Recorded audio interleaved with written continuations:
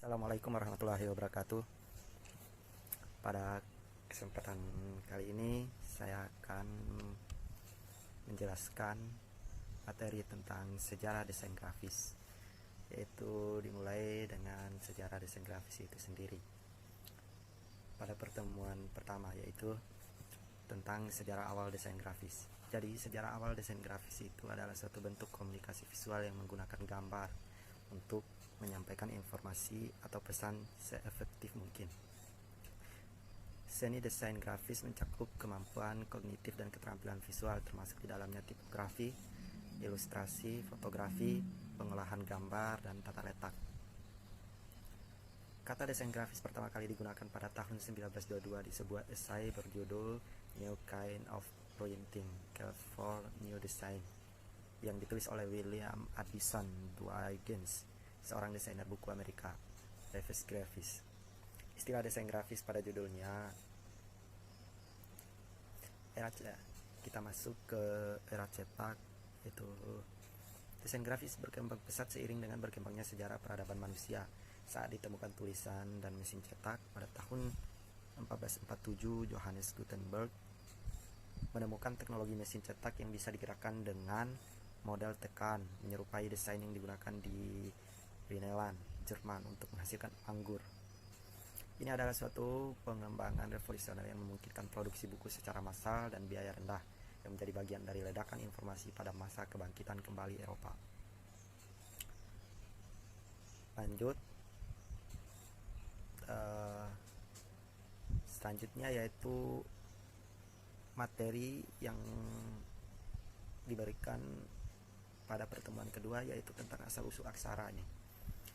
Jadi, tulisan tertua ditemukan di Mesopotamia, yang sekarang lebih dikenal sebagai Suriah dan Irak. Isinya berupa catatan pajak, persediaan makanan, tagihan hasil penjualan, dan sebagainya. Lebih dari 20.000 tahun yang lalu, gambar cadas dibuat pada gua-gua di sekitar Asia, Afrika, Eropa, dan Australia. Garca ini tidak ditunjukkan sebagai karya seni, melainkan lebih sebagai gambaran visual dengan tujuan utilitarian dan ritualistik.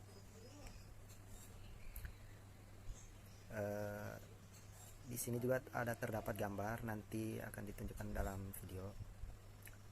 Selanjutnya, sebelum 300 tahun 3000 sebelum Masehi, orang-orang Sumeria menetap di Mesopotamia. Mereka memulai jalan menuju peradaban, menghasilkan bentuk tulisan yang lebih canggih, yang sangat memengaruhi tatanan sosial dan kemajuan ekonomi. Catatan tertulis paling awal ditemukan pada tanah liat yang dibuat dengan sebatang stylus yang diasah hingga menjadi titik untuk membuat garis-garis melengkung yang halus. Piktogram adalah suatu ideologi yang menyampaikan suatu makna melalui penampakan gambar dan meniru keadaan fisik objek yang sebenarnya. Lalu ada cuneiform. Cuneiform itu adalah salah satu jenis tulisan kuno berbentuk paku yang dituliskan di atas lempengan tanah liat.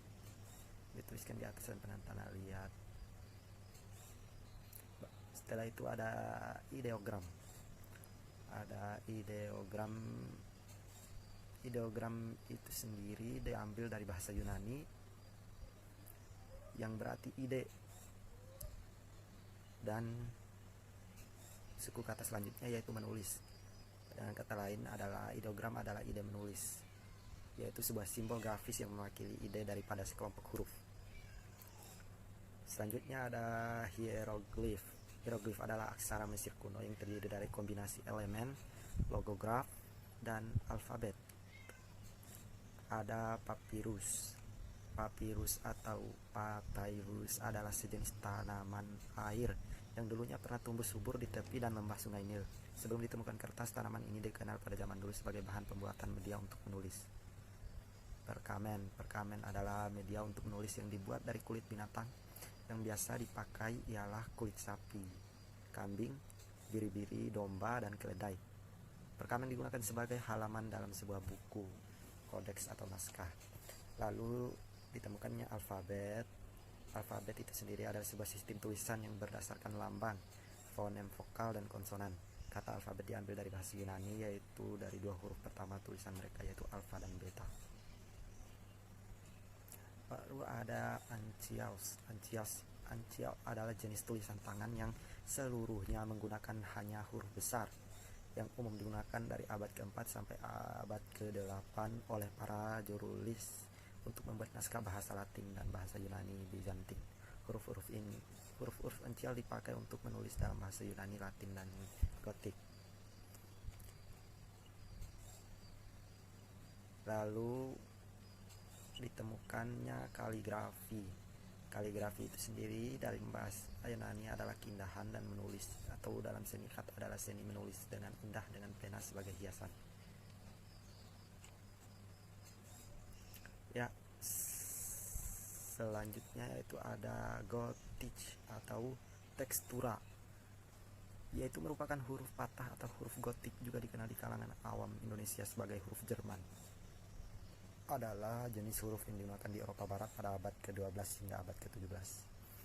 Ya, sekian video pertama pada kali ini. Terima kasih. Assalamualaikum warahmatullahi wabarakatuh. Assalamualaikum warahmatullahi wabarakatuh.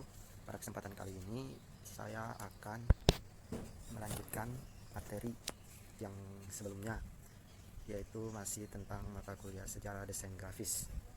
Ya, pada pertemuan kali ini materi yang akan saya bawa yaitu materi yang berkaitan tentang grafis era Renaissance. Jadi kita langsung saja. Kata Renaissance berarti revival atau rebirth, merujuk kembali ke budayaan Yunani klasik, menggali kembali ajaran-ajaran hasil pemikiran-pemikiran Yunani klasik. Pada dasarnya Renaissance adalah reaksi terhadap zaman pertengahan yang dianggap terlalu dogmatis.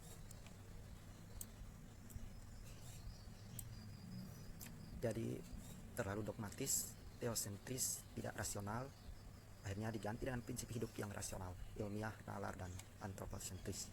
Terjadi pada kurun waktu abad dengan prinsip hidup yang rasional, ilmiah, nalar, dan antroposentris terjadi pada kurun waktu abad 1350 sampai dengan 1600 Masehi di Italia. Masa Renaissance merupakan peralihan dari abad pertengahan ke abad modern.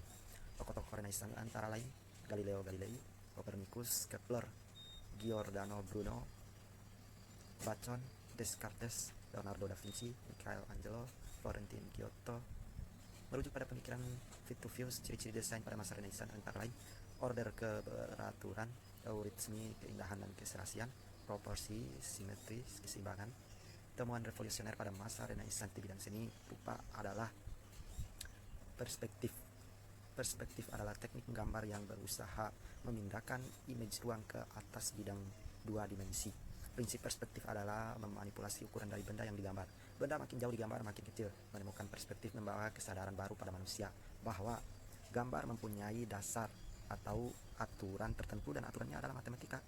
Realitas dapat digambarkan dengan matematika sebagai alatnya. Juga menemukan hukum-hukum ini memberikan struktur pada ruang visual.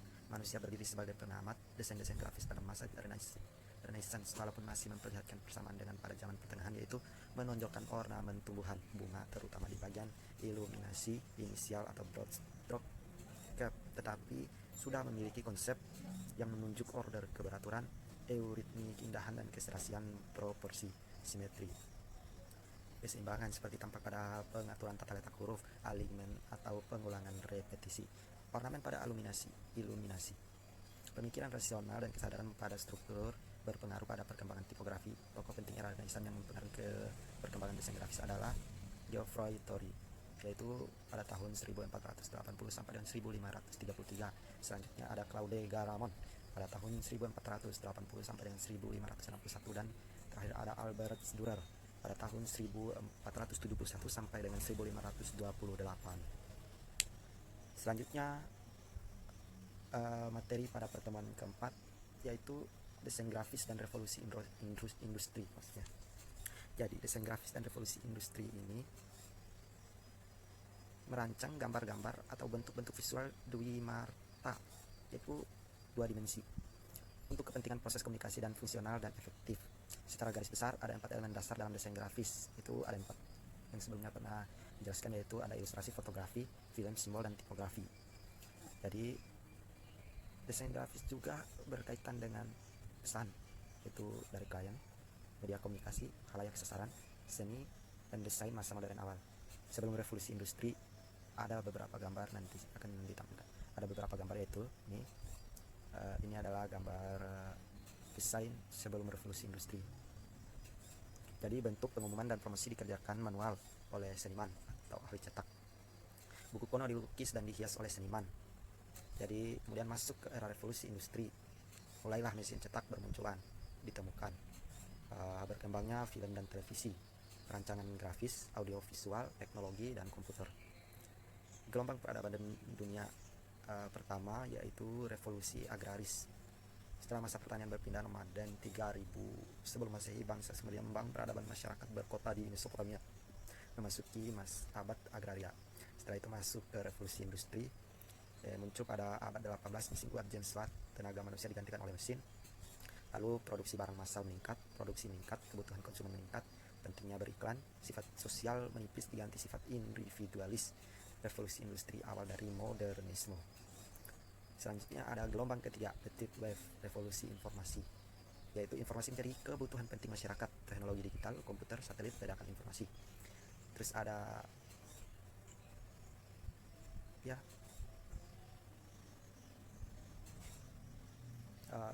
mungkin segitu saja materi pada pertemuan 3 dan 4 kali ini. Saya akhiri dan selanjutnya saya akan kembali. Terima kasih. Wassalamualaikum warahmatullahi wabarakatuh. Assalamualaikum warahmatullahi wabarakatuh. Kesempatan selanjutnya ini saya akan membahas materi pertemuan kelima, yaitu tentang art and craft movement. Jadi art and craft movement ini adalah suatu gerakan seni dan kriya, atau lebih dikenal dalam bahasa Inggris sebagai art and craft movement. Adalah suatu gerakan pada akhir masa revolusi industri yang mementingkan komitmen kerja dan keindahan. Penganutnya menolak estetika yang dihasilkan oleh produksi secara massal yang dianggap sebagai penyebab utama hilangnya keindahan individual. Art and craft movement memberikan kesan kembali ke periode Gothic, Rococo, dan Renaissance. Salah satu ciri utama adalah karya seni dibuat secara individu oleh seniman dengan sentuhan artistik dan khas. Setiap karya digarap dengan serius dan teliti. Tokoh-tokoh dalam peristiwa art and craft movement ini yaitu ada William Morris, Owen Jones, Gustav Stickley, Aubrey Bradley, Arthur McMurdo, Adolf Loos. Selanjutnya ada Michael Tonet, William Butterfield, dan Augustus Wilby Nordenpugin. Ada suatu karya yaitu populer, yaitu Art Deco yang populer pada tahun 1920 hingga 1939 yang mempengaruhi seni dekoratif seperti arsitektur, desain interior, dan desain industri, maupun seni visual seperti misalnya fashion, lukisan, seni grafis, dan film. Popularitasnya memuncak pada 1920-an meskipun banyak gerakan desain mempunyai akar atau maksud politik atau filsafati. Art Deco murni bersifat dekoratif. Pada masa itu, gaya ini dianggap anggun, fungsional, ultramodern.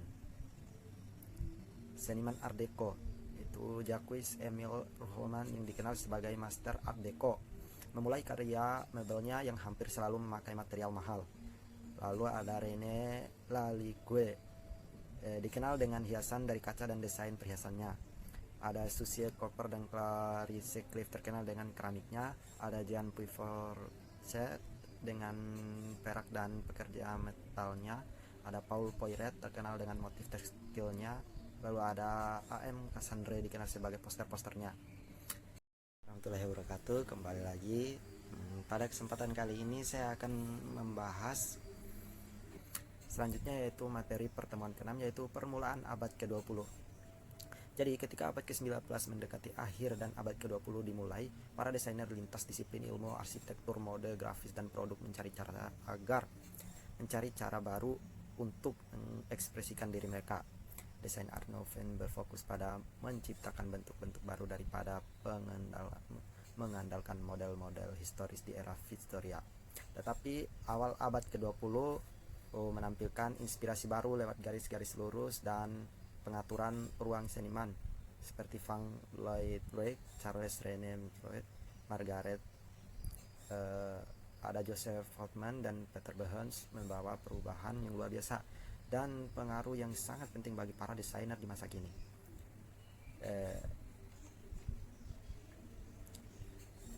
Dahulu, Margaret dan saudaranya Franz McDonald bersama J. Herbert McNair membuat poster untuk Glasgow Institute of the Fine Arts pada tahun 1895. Figur-figur simbolik menimbulkan penafsiran religius maupun romantis.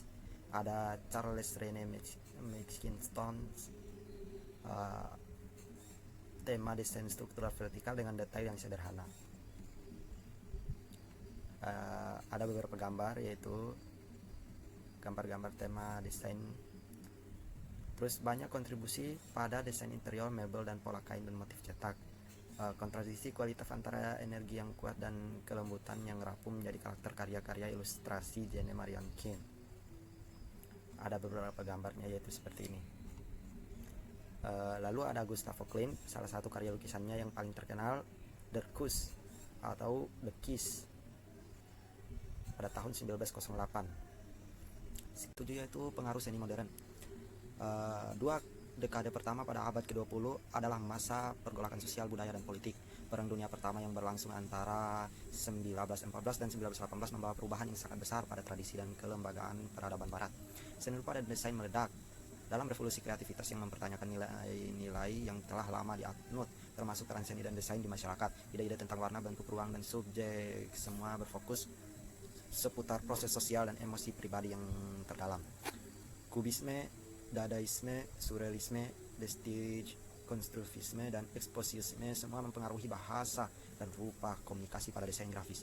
Kubisme analisis dikembangkan oleh Pablo Picasso dan Georges Braque, menganalisis bidang-bidang sebagai subjek dari beberapa sudut pandang dan menggunakan persepsi ini untuk mengkomposisikan bidang-bidang geometris yang berirama. Daya tarik kubisme analitis tumbuh dari tegangan sensual yang belum terselesaikan, dan daya tarik intelektual pada struktur gambar yang berkonflik dengan penafsiran subjek.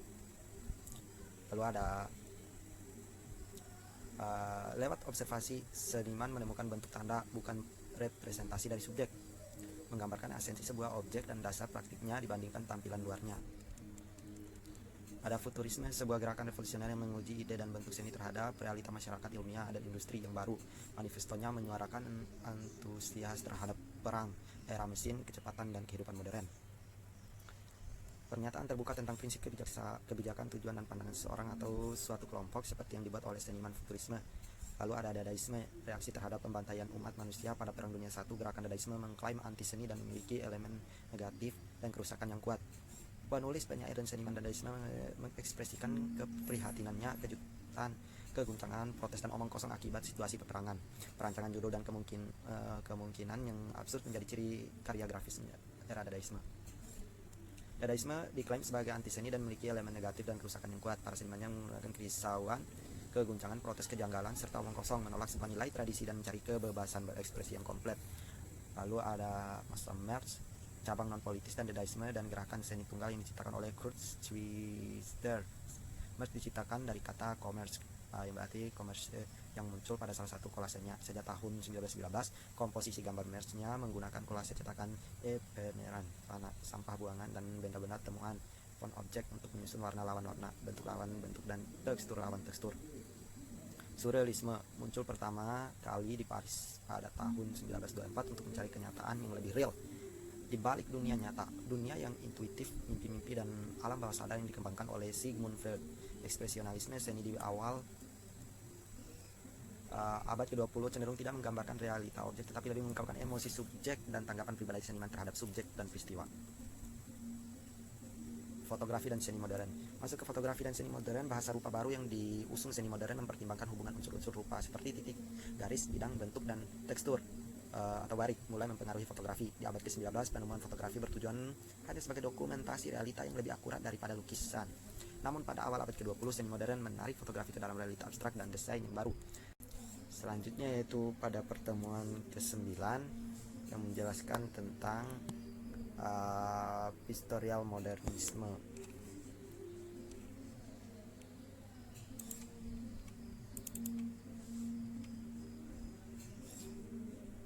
Yaitu The Burger Stuff. Saudara ipar John Sprite dan William Nicholson membuka studio desain periklanan pada tahun 1894 Dan untuk melindungi reputasi mereka sebagai seniman yang baik, mereka menamakannya dengan Bickerstaff Brothers.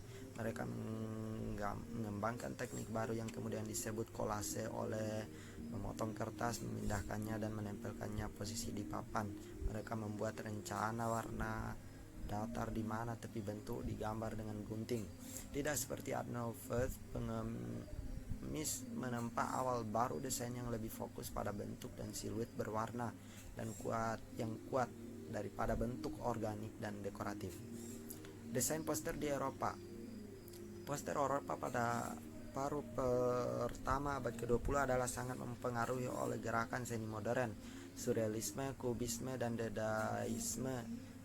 Desainer sadar akan kebutuhan untuk menggunakan referensi bergambar di poster mereka sebagai cara untuk meningkatkan visual dan akhirnya mengkomunikasikan pandangan mereka secara lebih persuasif. Sebagian besar dipengaruhi oleh kubisme dan konstruktivisme. Seni poster gabungan gambar, ekspresi, dan simbolik serta visual total organisasi pada bidang gambar. The Bickerstaff poster untuk Harper's majalah pada tahun 1895. Terus ada poster untuk Don Quixote pada tahun 1896. Tidak pernah dicetak karena sutradara atau produser dari drama itu terasa gambarnya jelek mirip dengan Quixote. Lalu ada plakastil adalah gaya poster. Sekolah desain warna datar reduktif yang muncul di Jerman di awal abad ke-20 itu dipekerjakan warna latar belakang datar, gambar besar dan sederhana, dan nama produk. Sekolah desain berasal dari Jerman, namanya berarti poster atau gaya. Ciri-ciri plakastil biasanya berani, huruf lurus dengan desain yang sangat sederhana. Lalu Art Deco, desain yang populer gerakan di tahun 1920 dan 30-an, berpanjangan seni Nouveau. Gerakan ini lebih fokus gaya arsitektur digambar elegan, canggih, dan glamor, juga fungsional dan modern. Ludwig Hauweg adalah seorang pemimpin dalam gaya ini. Poster dan iklan umumnya ditampilkan glamor kelas tinggi masyarakat. Tipografi memiliki pengaruh yang kuat, struktur vertikal dan umumnya bersih. Gaya sans serif sering dengan linear hiasan adalah desain yang signifikan pengaruh pada produk desain dan arsitek serta grafik. 10 yaitu tentang materi A New Language of Forms, atau yang dimulai dengan konstruktivisme, yaitu seniman Rusia di akhir 18 dan awal 19-an menggunakan kubis dan futuris pengaruh dalam diri mereka desain poster. Kemudian menolak gagasan tentang seni untuk seni, mengadopsi lebih sadar sosial ekspresi mereka. Ide Perang Dunia I dan Rusia Revolusi adalah subjek dari banyak pekerjaan. Selanjutnya ada Sky, kalahkan si putih dengan baji merah. Pada tahun 1919, ruang dibagi menjadi putih dan hitam daerah dan elemen berpolitik simbolisme, penggunaan yang kuat dari elemen diagonal, tipografi, dan perumpamaan. Selanjutnya ada tokoh Alexander Rodchenko, seorang seniman Rusia dan bersemangat komunis, siapa bereksperimen dengan fotografi, tipografi, dan montase. Paling dikenal karena fotografi dan penggunaan tangan sans serif berat, huruf yang ditarik. Lalu ada tokoh Shepard Fairey, yaitu perancang grafis, ilustrator, dan modern seniman jalanan yang terkenal karena gaya konstruktifnya pekerjaan poster. Tapi lebih dikenal karena poster Obama itu dihasilkan luar biasa publisitas dan kontroversi tentang hak cipta dan merujuk pekerjaan orang lain. Lalu ada Lasjo Moholy-Nagy, penyebaran halaman judul untuk ISU 1927. Printer sangat dalam terganggu oleh desain ini dengan kata-katanya berjalan vertikal. Sans serif tebal ketika ditempatkan ke serif teks untuk menekan peluru memisahkan paragraf dan tebal par dengan nomor halaman. Dan 11. Terima kasih telah menonton. Assalamualaikum warahmatullahi wabarakatuh. Assalamualaikum warahmatullahi wabarakatuh. Kembali lagi bersama saya. Pada kesempatan kali ini saya akan menjelaskan materi mata kuliah sejarah desain grafis, yaitu selanjutnya di pertemuan ke-11, The Bauhaus and the New Typography. Ide dari semua gerakan seni dan desain tingkat lanjut telah dieksplorasi, digabungkan, dan diterapkan pada masalah fungsionalis dan produksi mesin di sekolah. Desain Jerman yang disebut Bauhaus. Walter Gropius, seorang arsitek Jerman, ditunjuk sebagai direktur baru sekolah desain akhirnya bernama Bauhaus pada 12 April 1999. Lalu Gropius mencari kesatuan baru seni dan teknologi dengan berkolaborasi dengan generasi seniman dengan filosofi yang sama. Visinya adalah bahwa desainer yang terlatih secara artistik dapat menghirup jiwa ke dalam produk mati mesin. Lalu ada tentang filsafat. Awalnya dimulai di Weimar, Jerman. Bauhaus awal menarik inspirasi dari ekspresionisme. Lionel Feniger, seorang guru Bauhaus, dibuat sebagai ukiran kayu berjudul Katedral di 1919 yang dicetak sebagai halaman judul Bauhaus Manifesto. Dia memperkenalkan the Stiles filsafat ke sekolah melalui asosiasi dengan Theo van Abakenburg. Poster pameran Bauhaus dibuat oleh Jost Smith pada tahun 1923, menunjuk pengaruh dari konstruktivisme, kubisme, dan the Stiles dan betapa beragamnya gerakan bisa dibentuk menjadi pendekatan desain baru. Poster menggabungkan geometri dan bentuk mesin untuk direfleksikan slogan Gropius, seni dan teknologi kesatuan baru. Selanjutnya desain buku. Laszlo Moholy-Nagy, tokoh Econtus Division Hungaria, bergabung dengan sekolah Bauhaus dan berkolaborasi dengan Gropius sebagai editor katalog untuk tahun 1923. Ada Herbert Bayer, seorang siswa di sekolah merancang sampul dengan Nagy dan desain interior halaman. Jenis desain.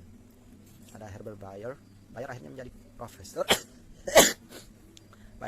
profesor di Bauhaus di tipografi dan desain grafis departemen.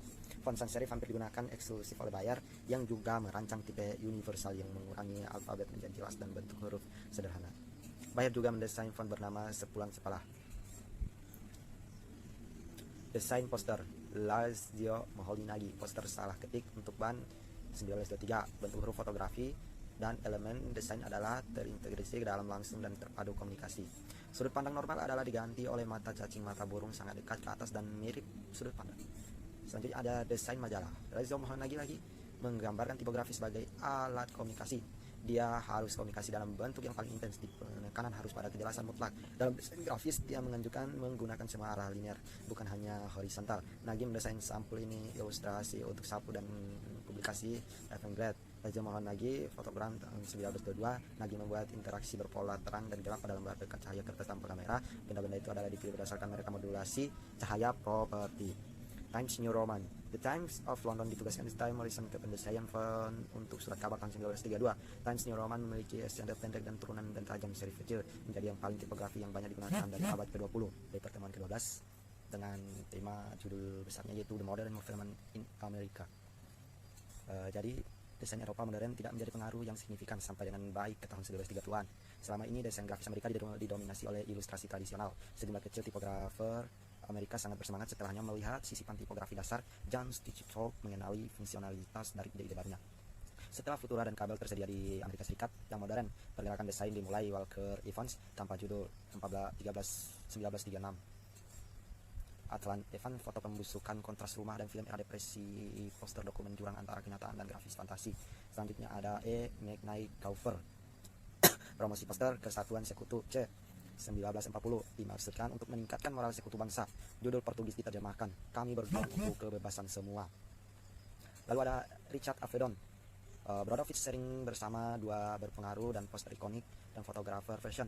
Modern Movement in Amerika, banyak imigran yang membawa konsep desain Eropa ke Amerika Serikat yang dipersenjatai dengan bakat, ide, dan keyakinan kuat pada desain sebagai aktivitas manusia yang berharga yang dapat berkontribusi pada peningkatan komunikasi manusia dan kondisi manusia.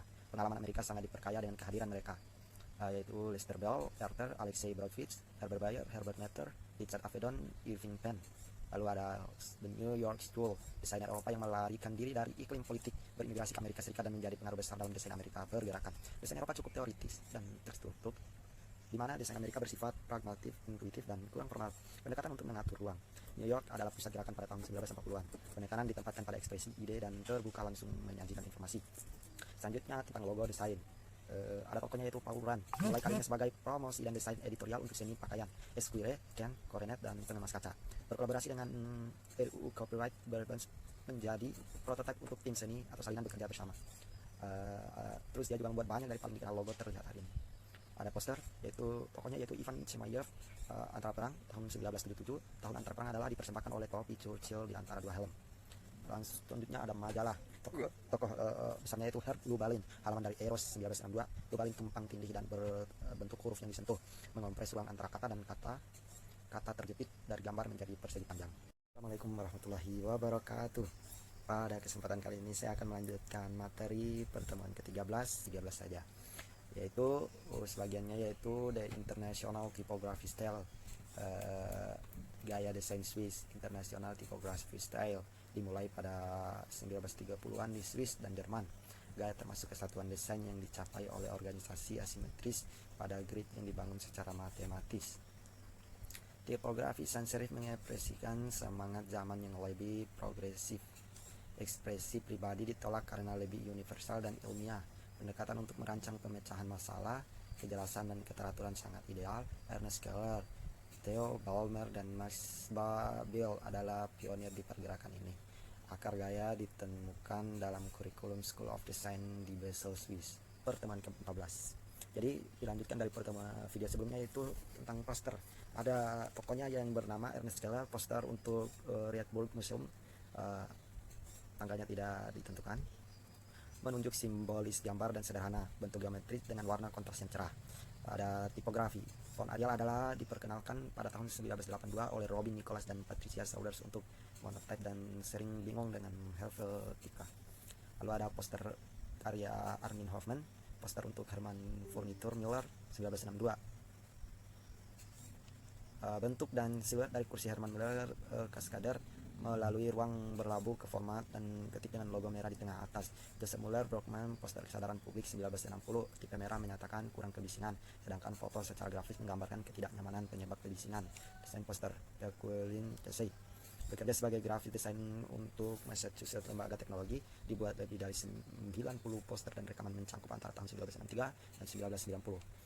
Lalu ada postmodern selama tahun 1970-an, relevansasi modernisme ditantang, desain muncul tidak takut untuk referensi gerakan sejarah dalam karya desain mereka. Desain grafis postmodern dibawa oleh desain Swiss yang memisahkan diri dari gaya tradisional internasional, tipografi gelombang baru, Wolfgang Weihart, tampilan tahun 1980-an dan grup Memphis di Milan, grup San Francisco de Michele yang paling penting kedatangan Manchester di akhir tahun 80-an.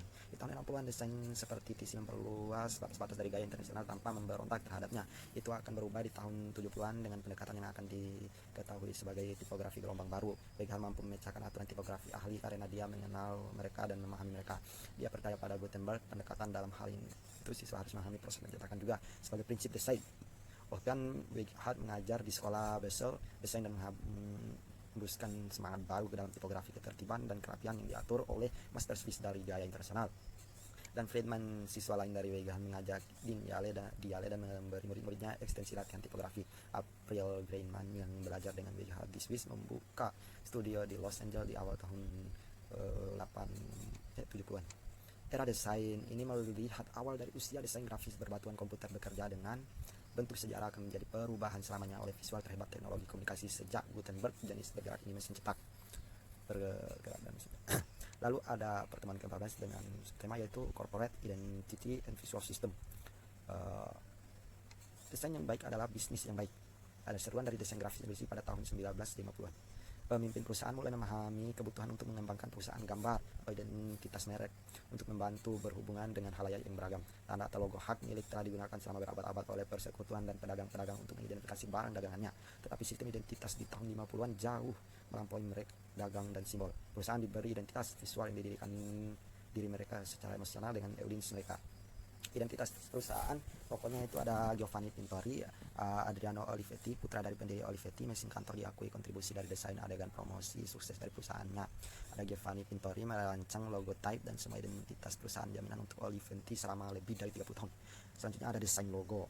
Ada pokoknya itu Norman Ives, salah satu ahli desain citra perusahaan, memproklamirkan misi desain untuk desain logo. Simbol harus menyampaikan dengan pernyataan yang jelas tentang aktivitas yang disajikan. Selain mudah diingat dan terbaca, harus didesain untuk digunakan dalam berbagai ukuran dan situasi. Mendistorsi, menyatukan dan membuat bentuk huruf baru hingga logonya unik. Tidak ada bagian dari simbol atau logo yang dapat dihilangkan tanpa menghancurkan citra yang diciptakannya. Selanjutnya ada identitas. Pat Gorman dan Frank Olinsky, desain dari Manhattan. Logo puzzle MTV 1985. Logo dirakit, dibongkar dan dicairkan dan hancur tanpa kehilangannya kemampuan untuk memverifikasi identitas. Sekian pada pertemuan 13 dan pertemuan 14. Kita akhiri. Assalamualaikum warahmatullahi wabarakatuh. Assalamualaikum warahmatullahi wabarakatuh. Kembali lagi bersama saya Ijat Hamdaniel pada pertemuan ke-8. Kali ini kita akan membahas pertemuan terakhir, yaitu pertemuan ke-15, dan materinya tentang The Digital Revolution and Beyond. Poster. Kita mulai dengan poster. Ada tokoh yang terkenalnya itu tokoh April Gunawan, The Greyman. Poster untuk Institut Los Angeles Seni Kontemporer pada tahun 1986. Keluaran komputer dicetak sebagai lapisan lavender, biru abu-abu, merah orange, dan coklat. Tumpang tindih dan gabungkan menjadi genap palet warna yang lebih lengkap. Penyebaran majalah, Fred Wardman, direktur seni, Geraldine Hessler, desainer, dan David Cowles, ilustrator. Man of the Year, David Letterman. Sebagaimana keduanya dibangun dari bentuk datar lebar dengan warna yang saling terkait. Ada sampul buku, tokonya Chip Kit, sampul buku untuk turn abad 1998. Bayangan cermin adalah digunakan untuk menggambarkan topik novel tentang media, didorong dunia baru dan Los Angeles. Desain buku itu tokonya Nancy Scholes dan Thomas Wedel. Penyebaran halaman tanda kutip ungu prototype dari Gitar Farrington buku 1992. Dengan buku ini, Scholes dan Wedel membantu untuk mendefinisikan kembali definisi dari bentuk buku sebagai baik jenis maupun objeknya bergerak masuk dan keluar ruang angkasa. Selanjutnya ada poster karya Max Kisman. Poster merayakan abad Henry de Toulouse-Lautrec pada tahun 2001. Dibuat secara manual, langsung digital, huruf dibuat menggunakan gambar tablet. Segitu saja pertemuan ke-15. Terima kasih atas perhatiannya. Assalamualaikum warahmatullahi wabarakatuh.